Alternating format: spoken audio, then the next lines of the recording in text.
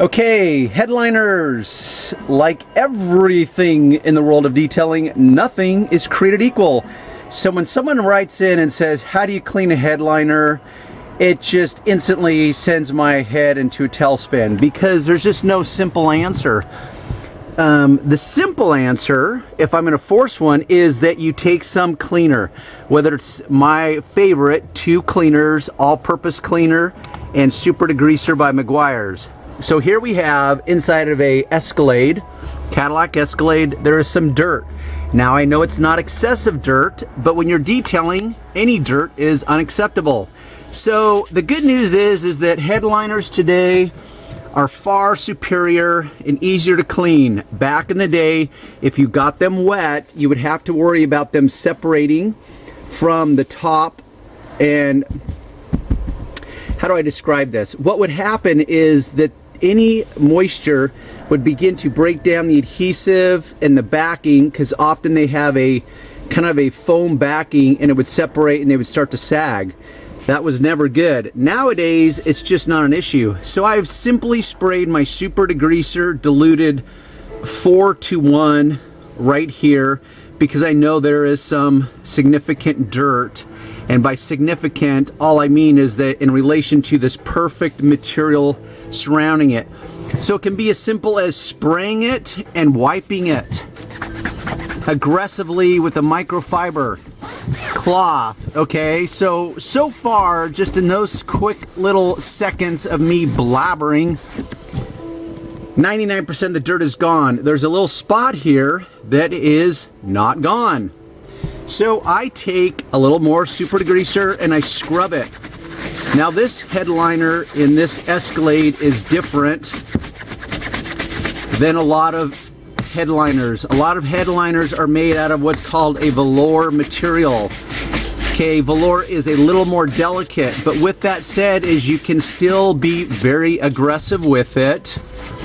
Not stupid about it, just aggressive. So here I am, aggressively wiping and what many would call aggressively scrubbing. Now my brush is what I would call a medium bristled brush. It's got lots of bristles, but there's still plenty of flex to it. To me, it's the winning combination. So I scrub and I mop up. I don't have to worry about trying to rinse it. I don't have to break out a carpet extractor or steam cleaner, whatever you want to call it. Now, as soon as this dries, because you can see a slight variation where it's wet, and I also like to use a microfiber because if you were just to saturate this and get it so wet, as this dries, you would literally leave a ring. So I want to kind of blend this in and mop up all the excess cleaner so that when it dries, it will dry to perfection. So here we are, we got a clean headliner, and you just attack it little by little. So right here, there's a little red mark. Could be makeup, who knows what it could be. Just take my super degreaser, scrub it up, and bam, it's gone. Okay, so you just go around. Now if you have to clean the whole headliner, because let's say it's a smoker, and honestly in my world, I just don't deal with smokers that much. You know why? Because you've got to understand the nature of the beast. Most smokers, if they're willing to inhale a carcinogenic, which means poisonous, heated smoke into their lungs, which is just at a casual level unhealthy, okay? If they're willing to do that, that's a pretty big indicator. Never mind, we're going to get into the whole area of addiction, okay? I'm just connecting certain dots for you. Also, if a smoker is willing to smoke in their car, ashes are going everywhere, they know that you get that yellow buildup. It's like, how critical can they expect to be, or how critical would they be anyways, being a smoker? Yes, I have done them, and it creates a yellow grunge, and it's gross. The good news is that it actually cleans up rather easily. It's just that you have to touch and clean every surface. So in a car like this that is not too bad, I'm just going to look at the headliner and I'm going to go case by case. Now I know that the sun visors are going to get used because we've got the vanity mirror that people use.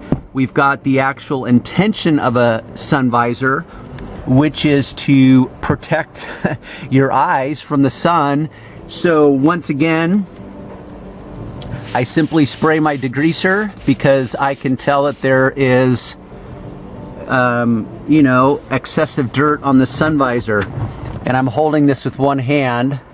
So I'm going to scrub. I've sprayed my super degreaser. It's going to break up the dirt. And now I'm simply going to mop up with my microfiber cloth.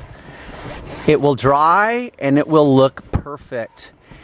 And these Escalades, this material is a synthetic, and it's like the material they use on some of these seats. It is not velour. So that's why I say every headliner is different. It is a case by case. You have to be able to just apply logic and understand, okay, you break it down. It's like, okay, what is the material I'm working on? What would be an acceptable brush that's not going to do damage?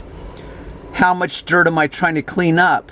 Do I need a strong cleaner or an extra strong cleaner? So in my world, that means, do I pick my all-purpose cleaner or do I pick my super degreaser? This is where experience comes in. Either one of those products will not stain or discolor fabrics of any kind. It's just what level of cleaning power do you need? So what level of manual agitation, scrubbing, can this material endure? This material is pretty sound, secure, and it can handle a healthy level of aggressive cleaning. That's the good news. And because this headliner is just not that dirty, I got to go around and I simply apply logic once again. Okay, the guy's not a smoker. I don't have to worry about that. He does not drive with the windows down excessively, because when a customer does drive with the windows down, right above the driver's side or wherever the windows are that they roll down, they will collect a higher level of dust from the outside air. So this whole area right above the driver's head could actually be more dirty than the other areas. So I would spot treat this. It's very simple on headliners. They really are amazingly easy to clean.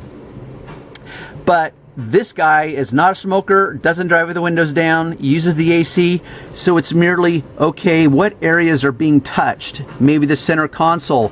It's got this DVD player that clicks down. It's very dusty. That's pretty straightforward. His sun visor, as I already showed you, was dirty because I know that people use those. So that's already been cleaned. We've got the passenger side. That actually looks like it hasn't even been used because he has a second car. Him and his wifey drive that. This is his work car, so for the most part, he's the only one using it. I've got the inside of the A-pillar. There's some dirt there, so I'll touch that up. But it really is amazingly straightforward, folks. You just have to go down the list of logic, of interpreting or assessing the most appropriate response based on all the information.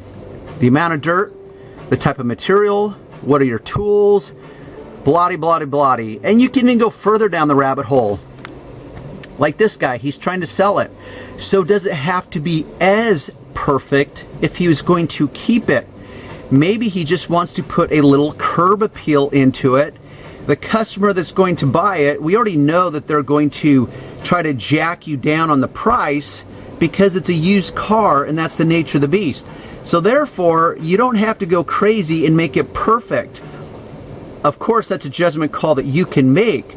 But with that said, as a rule, it does not have to be as perfect. You just want to put a little curb appeal into it so that when someone walks up, they say, oh wow, this has been taken care of.